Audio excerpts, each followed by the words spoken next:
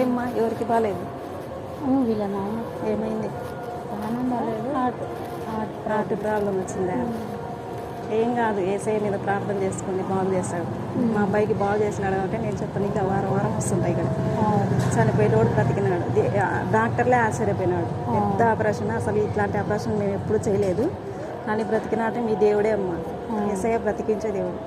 ఆయన గాయాలు పొందినాడు, సిలువలు ఎందుకు పొందినాడే మనల్ని స్వస్థపరచడానికే పొందినాడు. అది చిన్న ప్రార్థనే అమ్మా, ఏం తప్పేం లేదు ప్రార్థన చేస్తే. ఏసయ్య మా పాపాలకు క్షమించండి, మా మా ఏమవుతాడు హస్బెండా కొడుక, మా బాబు మా నాన్నకు బాగా చేయండి అని అడగండి. అంతేకాదు మనకు కూడా పరలోకం ఇస్తాడు ఏసయ్య. చదువు వస్తుందా నీకు? చదువుతారా?